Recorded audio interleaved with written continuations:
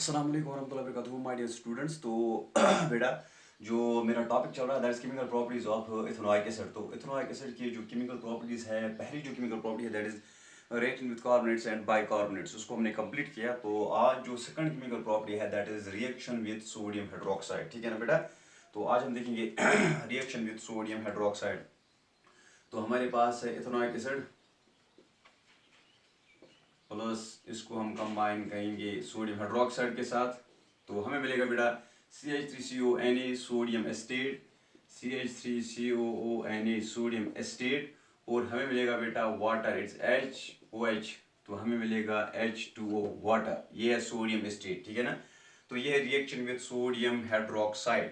ऐसे ये कंबाइन हो जाएगा अल्कोहल के साथ। So third chemical property is reaction with alcohol. Alcohol के साथ ये कंबाइन हो जाएगा दैट इज एस्टरिफिकेशन। तो जो रिएक्शन है दैट इज एस्टरिफिकेशन, तो वहां पे बनेगा एस्टर। क्या बनेगा बेटा? एस्टर।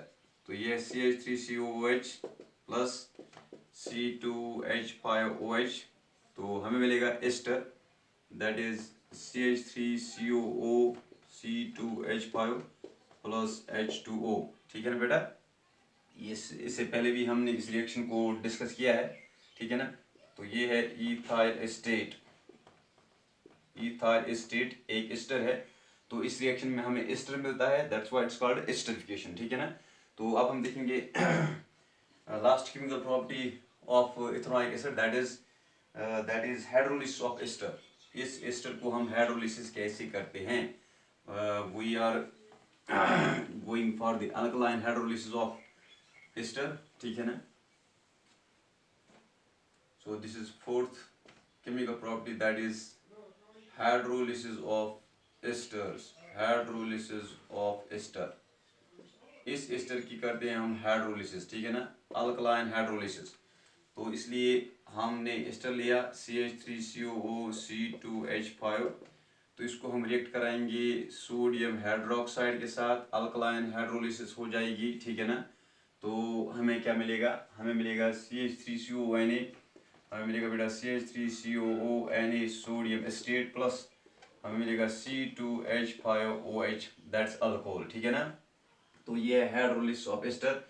तो इस रिएक्शन को हम नाम देते हैं सपोनिफिकेशन।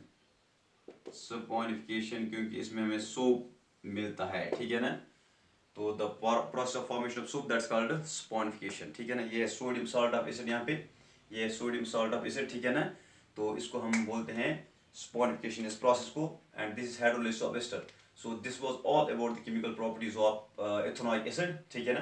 तो अब जो हमारा लास्ट टॉपिक है यहाँ पे बेटा दैट सोप्स एंड डिटर्जेंट्स, वो लास्ट टॉपिक है। इसका मतलब है इंशाल्लाह लास्ट लेक्चर कल होगा रिगार्डिंग कार्बोनेट्स कंपाउंड्स। तो इसके बाद इंशाल्लाह जो अगला हमारा टॉपिक होगा, हमारा जो यूनिट होगा दैट वुड बी लाइट। ठीक है ना। तो हम उठाएंगे इंशाल्लाह लाइट, क्योंकि मैंने आपको बोला था कि आप कमेंट्स में लिख दीजिए कि हम कौन सा यूनिट उठाएंगे। तो आपने रिप्लाई किया विथ लाइट। ठीक है। तो इंशाल्लाह उसी को हम उठाएंगे। वो भी फिजिक्स पोर्शन में बहुत बड़ा यूनिट है और इम्पॉर्टेंट यूनिट है। ठीक है ना। तो इंशाल्लाह तो मैं सबको ये रिक्वेस्ट करता हूँ, सब स्टूडेंट्स को, कि आप उसको कंटिन्यूसली देखना, लेक्चर उसको कंटिन्यूसली वॉच करना, स्पेशली इन लाइट। ठीक है ना। तो क्योंकि यहाँ पे चांसेस है अगर कोई टॉपिक स्किप हो जाएगा तो अगला टॉपिक समझ आ सकता है, लेकिन वहाँ पे अगर टॉपिक स्किप हो जाएगा तो अगला टॉपिक समझ में नहीं आएगा। ठीक है ना। क्यों?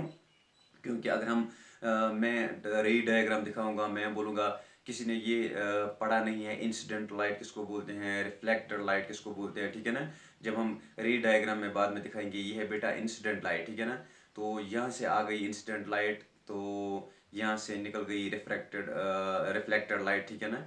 तो वो जिसने ये नहीं पढ़ा होगा इंसिडेंट लाइट क्या है, रिफ्लेक्टेड लाइट किसको बोलते हैं, ठीक है ना, तो उसको प्रॉब्लम हो जाएगी उस टॉपिक को समझने में। ठीक है ना। तो इसलिए इंशाल्लाह लाइट उठाने से पहले मैं ये आपको रिक्वेस्ट करता हूँ कि प्लीज़ प्लीज़ प्लीज़ आप कंटिन्यूसली लेक्चर्स को वॉच करना। ठीक है ना। तो इंशाल्लाह उसको हम मेरा टारगेट है उसको हम कंप्लीट करेंगे इंशाल्लाह। ठीक है ना।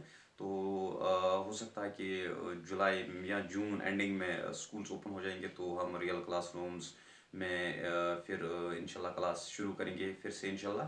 तो तब तक जब तक सिचुएशन फेवरेबल नहीं होगी रियल क्लासरूम्स के लिए, तो तब तक आपको डेफिनेटली ऑनलाइन ये जो ऑफलाइन लेक्चर्स है ये आपको देखने ही देखने हैं, ठीक है ना।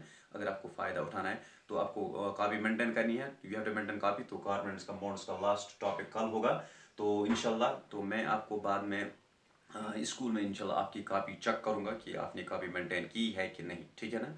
Definitely I will check your notebook.